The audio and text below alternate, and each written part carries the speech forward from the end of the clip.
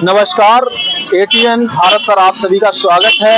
आइए हम जानेंगे जो मैनपुरी जनपद की करैल विधानसभा सीट पर उपचुनाव होना है, जहां पर अभी बीते वक्त जिस तरीके से लोकसभा चुनाव हुए थे और समाजवादी पार्टी ने जिस तरीके से पलटवार किया और उत्तर प्रदेश में एक बड़ी छाप छोड़ी है, वहीं बीजेपी को एक झटका लगा है। इस झटके को बीजेपी बर्दाश्त नहीं कर पाई। अब देखना ये रहेगा जो लोकसभा चुनाव के बाद में अब जो उपचुनाव जो होने हैं, ये करैल जो विधानसभा है, इस पर समाजवादी पार्टी के राष्ट्रीय अध्यक्ष अखिलेश यादव विधायक थे, उन्होंने एसपी सिंह बघेल को यहाँ से बड़ी अंतराल से हराया था। अब जब लोकसभा सीट पर कन्नौज से चुनाव जीते हैं तो करैल विधानसभा को उन्होंने छोड़ा और करैल विधानसभा पर उपचुनाव होना है, जिसको लेकर हम आज करैल विधानसभा में हैं यहाँ पर। और यहाँ पर हम जो आगरा जो करैल ये जो शहर है, तो यहाँ पर जो यहाँ के लोग हैं, व्यापारी लोग हैं, यहाँ के जो स्टूडेंट हैं, यहाँ सभी से जानेंगे उपचुनाव को लेकर उनकी क्या मांगे हैं या क्या उनके मुद्दे हैं। उन मुद्दों को लेकर हम बात करते हैं। यहाँ के जो व्यापारी हैं, इनके मुद्दे क्या हैं और किसको इस बार वोट देने वाले हैं। सर क्या नाम है? अवनीत कुमार। सर क्या मुद्दे हैं इस उपचुनाव में? यहाँ तो मुद्दे क्या है, यहाँ तो समाजवादी पार्टी का ही होना है, जो भी होगा, क्योंकि यहाँ तो निष्पक्ष रहता है, एक तरफा वोट पड़ते हैं सभी के।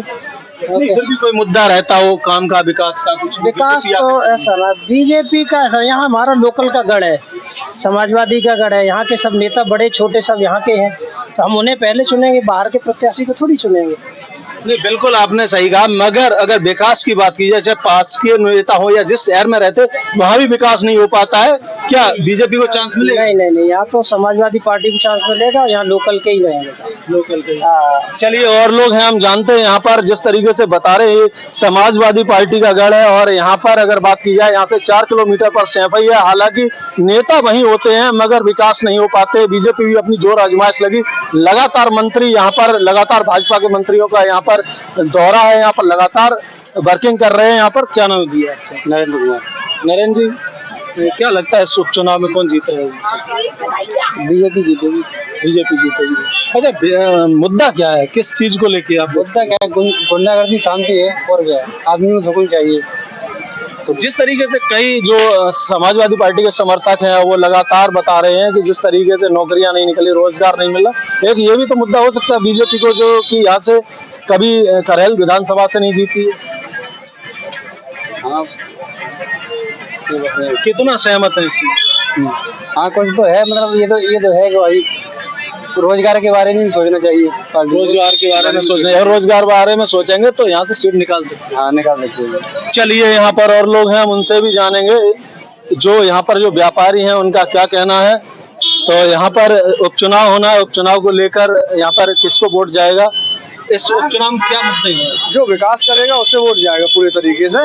जो करैल का विकास करेगा, प्रदेश का विकास करेगा, रोजगार देगा लोगों को, उसको वोट जाएगा। हमारा परिवर्तन की ओर वोट जाएगा। लगातार जिस तरीके से बता रहे हैं कि यहाँ पर समाजवादी पार्टी का गढ़ है, यहाँ से 4 किलोमीटर सैफई है, पूरा परिवार सैफई पर है, और अगर देश के बड़े नेता भी यहाँ पर रहते हैं, समाजवादी पार्टी के राष्ट्रीय अध्यक्ष अखिलेश यादव भी रहते हैं। अब क्या उनको देख के यहाँ पर वोट दिया जाता है या विकास को लेकर? विकास कार्यों को देख के ही वोट दिया जाता है। हर जो भी जागरूक जनता है वो विकास कार्यों को देखकर ही वोट करती है अपना। तो अभी तक यहाँ पर जैसे चुनाव हुए हैं, जो विधानसभा चुनाव हुए, उसमें क्यों नहीं भाजपा जीत पाई? कहीं ना कहीं विकास नहीं किया है, लोगों को रोजगार नहीं दिया है। सबसे बड़ी चीज है रोजगार, लोगों को रोजगार मिलना। पुलिस की वैकेंसी आई, पेपर निरस्त हो गया, लोगों को रोजगार नहीं मिल सका।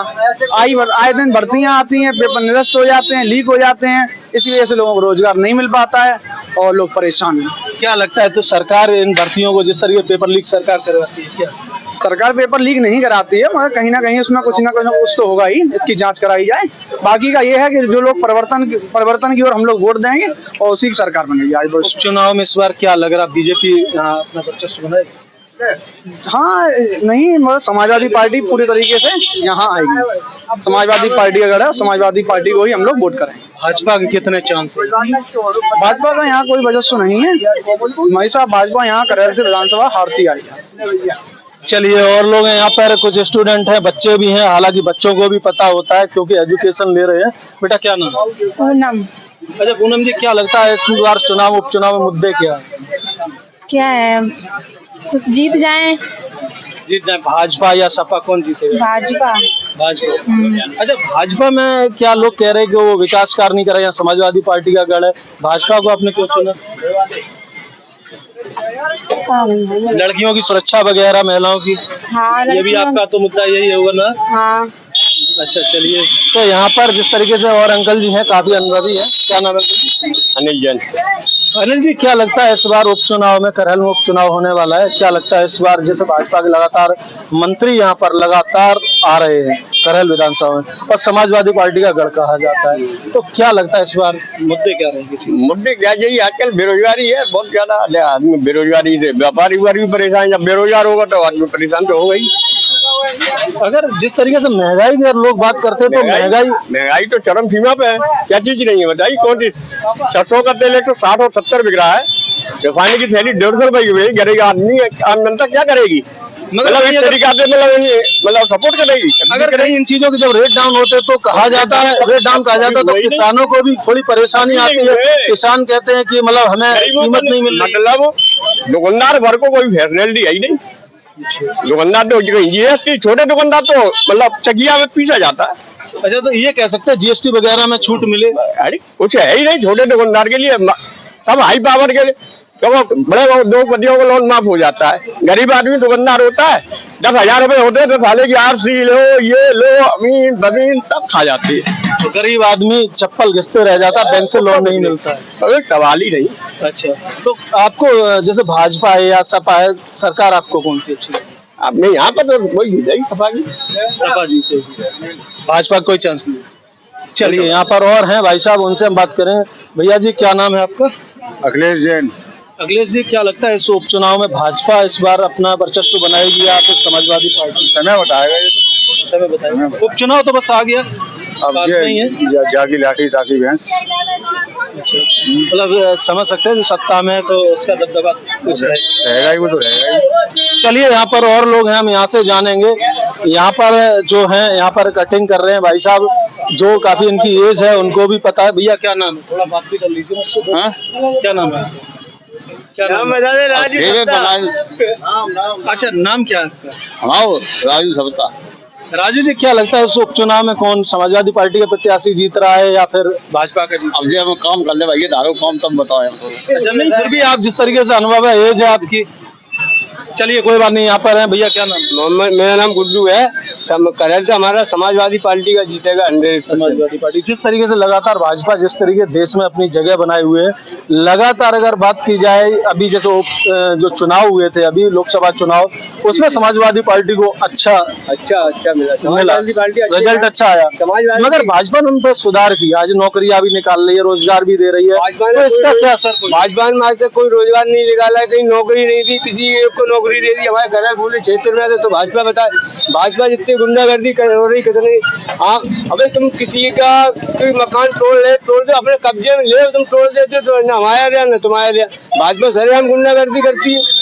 नहीं, जब जिस तरीके से कार्रवाई नहीं होती तो ये कहते हैं सरकार कार्रवाई नहीं, जेल में डालती, जेल से छूट जाता है मुल्य, उस पर कार्रवाई नहीं, वैसे फिर से वही करने लगता है। और इस तरीके से कदम उठाया अन्य प्रदेश है, वो तो इस तरीके से कह रहे अन्य प्रदेश में भी अगर भाजपा सरकार होगी तो मैंने तोड़ दिया, तोड़ना था उनको, कागज तोड़ती भाई, या तो अपने कब्जे में ले लो, तोड़ लेते क्या फायदा, लेना तुम्हारा रहना हमारा, इसमें सरकार का भी नुकसान है और अपना उसका भी नुकसान, सरकार का जो नुकसान है, तोड़ने का पैसा देना पड़ा, सब बात जाना पड़ी, क्या अपने कस्टडी में लेके अपने तो मैं किराए पे उठा दो चीज को, आम जनता को दो, जनता को गल्ला दे रहे तो आधा दे रहे, गल्ला देते नहीं है सरकार, ये लोग राशन वाली भाजपा सरकार जितनी गुंडा करती, हर जगह गुंडा करती। बात की जाए राशन की, बात की जाए तो ये पहली ऐसी सरकार है जिसने 2-2 बार महीने में राशन दिया, निःशुल्क दिया, एक बार सबने दिया। मायावती सरकार ले लो, कांग्रेस सरकार ले लो, कांग्रेस सरकार ने कितनी कॉलोनियां दी, इससे पहले कांग्रेस सरकार ने कॉलोनी दी, सपा ने कॉलोनी दी, कांग्रेस ने दुकानें दी, हमारे यहाँ ब्लॉक में कांग्रेस की सरकार थी जब। अच्छा, मुद्दे इस बार उपचुनाव में क्या रहेंगे आपके, विकास के रहेंगे या क्या रहेंगे? हमारे विकास के रहेंगे, हमारे अच्छे आधा मुलायम सिंह जी ने बहुत विकास कराया, सेहपई देख लो, सेहपई जो आधा करहल पलता है, जितना विकास करहल में। और के लिए करहल से विकास तिवारी की रिपोर्ट।